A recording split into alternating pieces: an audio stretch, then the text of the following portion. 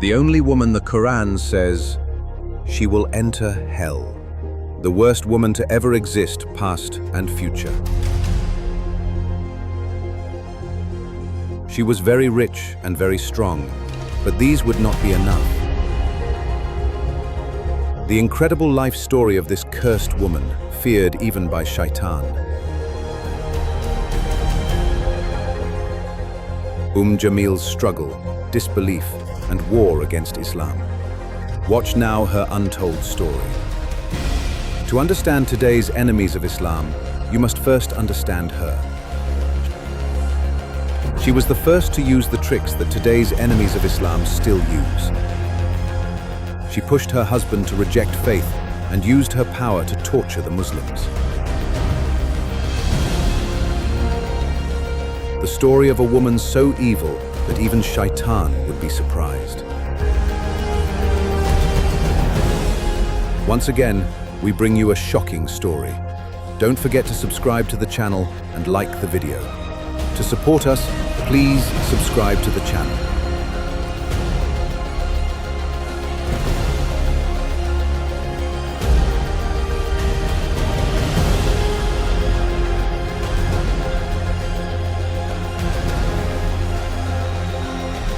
If you're ready, let's begin.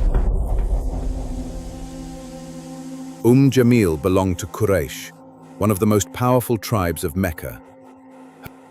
Her father, Hab bin Umayyad, was one of the respected leaders of Mecca. This meant that Jamil was born into a strong and well-known family. She was a woman from a high-status family, but this did not give her good character. Since childhood, she had been ambitious, proud, and full of anger. At a young age, she married Abū Lahab, the son of Abdul Muttalib. Abū Lahab was one of the richest and most powerful men in Mecca. His wealth made Jamil, who loved pride and luxury, very happy. Abū Lahab earned a great amount of money as a well-known trader of Quraysh, and Jamil used this wealth to become one of the most talked-about women in Mecca. However, one of her most known qualities was her sharp tongue. She was not a woman who only depended on her husband's wealth. She influenced the women around her, spread rumors, and tried to ruin the name of anyone she hated. This made her even prouder. But the real truth was that she was a woman who feared losing her power and the respect of others. While most people in Mecca were busy with trade, some were more focused on protecting the honor of their tribes. Jamil was obsessed with keeping the status of her own tribe and her husband. For her, the most important thing was the leadership of Quraysh, especially the family of Umayyad. But one day, shocking news spread in Mecca. Hazrat Muhammad, alayhi salam, said that he was the messenger of Allah. For Jamil, this was like a disaster. She knew the family line of the Prophet very well. He was from the family of Hashim, which was also a strong part of Quraysh. But if Hazrat Muhammad was really a Nabi, wouldn't her power be in danger? For Jamil, the real issue was not truth, but control. If Islam spread in Mecca, the rule of Quraysh would change, and her proud world would fall apart. That is why she became one of the first women to fight against Islam. Her husband, Abū Lahab, had already started to oppose the Prophet, but Jamil took this hatred even further. She did not only stand against Islam, she tried everything to destroy it, to bring down the honor of the Prophet and to scare the believers. Her poisonous words could be heard in the narrow streets of Mecca, in the courtyards of houses, and around the Kaaba. She was not just an enemy, she became a source of fitna. But her real battle was only starting. For Jamil, Islam was not just a belief, it was a serious danger to her life. There was one man in Mecca who stood against the system that had existed for years. Hazrat Muhammad sallallahu wa talam. And she was ready to do anything to stop this new deen from spreading. At first, she did not take it seriously. When she heard about Hazrat Muhammad's claim to nubuwah, she thought it would not last long. But as more and more people followed him, Jamil was filled with fear and anger. Together, along with her husband Abū Lahab, she became one of the leaders who fought against this new deen. Jamil had a strong influence on the women of Mecca. A single word from her could spread across the city very quickly. She used this power to harm Islam by creating lies and spreading false stories. Muhammad is crazy, she would say. He is a magician. She would warn people. He is a liar who is breaking the order of Mecca. Her lies were not just to trick people. Her real goal was to damage the honor of the Prophet and push people away from him. She even used the lowest methods to achieve this. One day in the market of Mecca, she gathered people and shouted, "Muhammad is even harming his own family." But the truth was the complete opposite. The Prophet was the most honest and trustworthy man in Mecca. Yet Jamil tried to destroy his name with lies. Jamil's biggest enemy was Hazrat Khadija. She was one of the most respected women in Mecca and also the strongest supporter of the Prophet. Jamil felt great jealousy towards Hazrat Khadija. She made fun of her, encouraged the women of Mecca to turn against her, and tried to make her feel alone. However, no matter what she did, she could not succeed against the calm and dignified stance of Hazrat Khadija.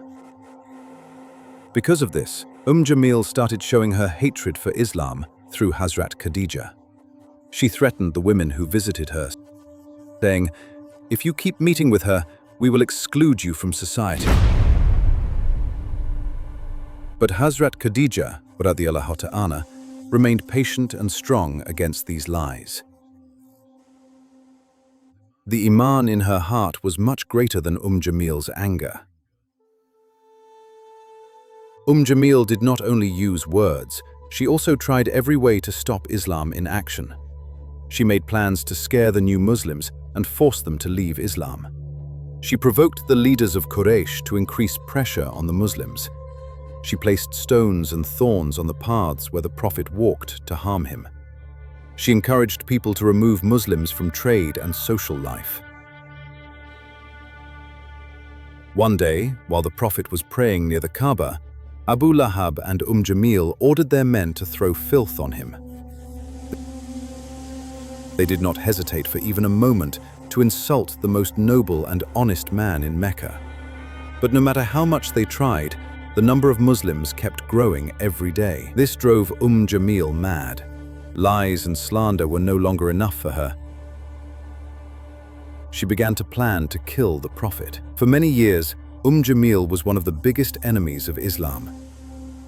But her name was not only mentioned in the streets of Mecca, it was also written in the Qur'an as one of the cursed ones forever.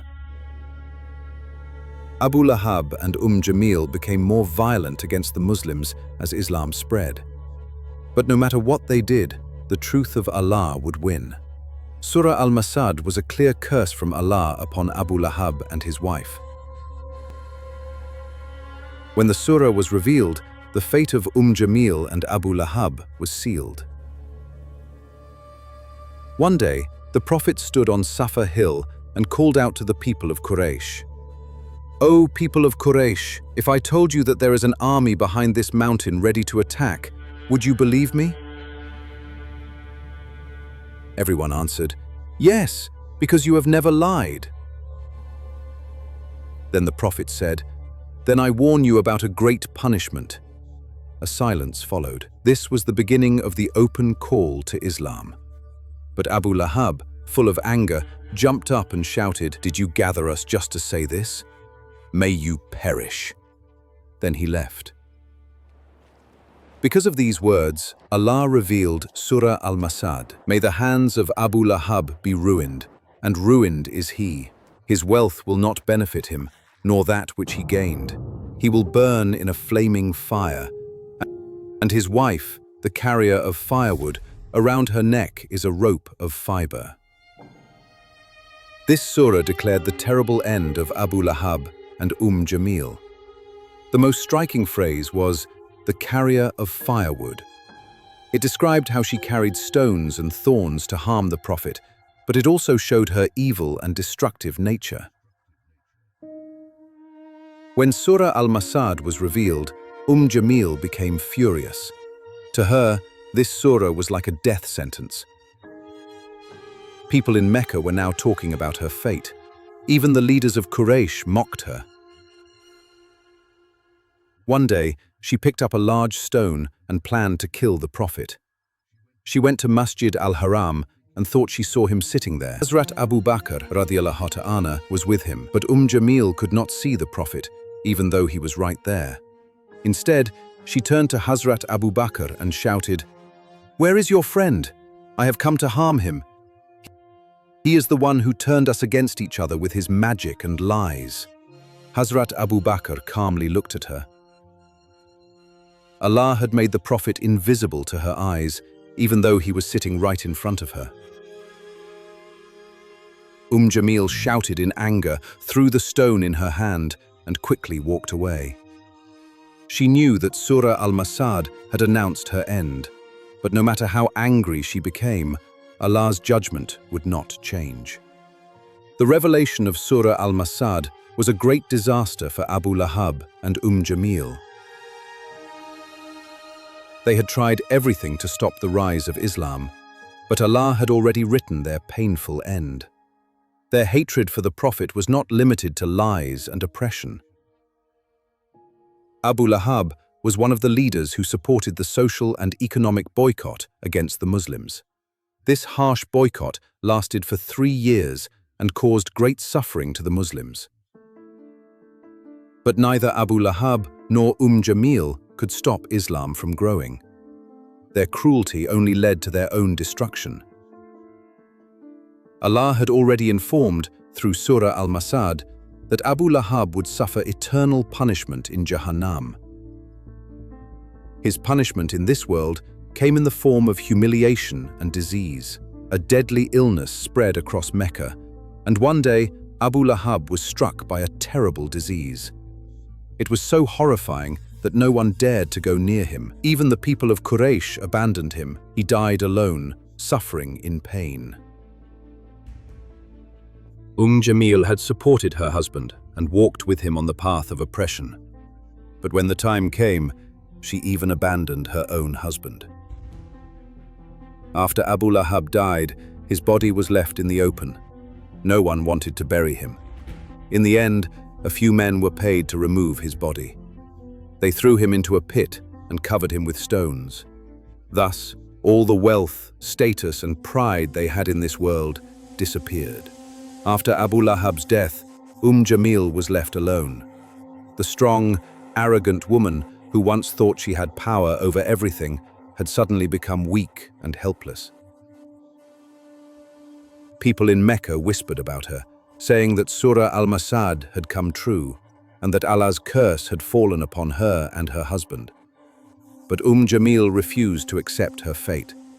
She continued to walk around Mecca, speaking with hatred against the Muslims. However, as time passed, she too became weak and hopeless. According to historical reports, she also met a terrible death. Some narrations say she was crushed under a large stone, while others say she died strangled with a rope around her neck. The words of Surah Al-Masad, "Around her neck is a rope of fiber," became a reality in her death. Jamil and Abū Lahab were among the greatest enemies of Islam, but in the end, they could not escape the punishment of Allah in this world. They thought they were safe because of their wealth, position, and arrogance, but their end was filled with humiliation, suffering, and pain. This event is not just a lesson for them, but a warning for all disbelievers and oppressors until the day of judgment. O Allah, do not make us among those whose hearts are sealed like Abū Lahab and Jamil. Guide us to live with iman, justice, and good character in the path of the Prophet. Purify our hearts from arrogance, jealousy, and hatred. Keep us firm on the straight path. Ameen.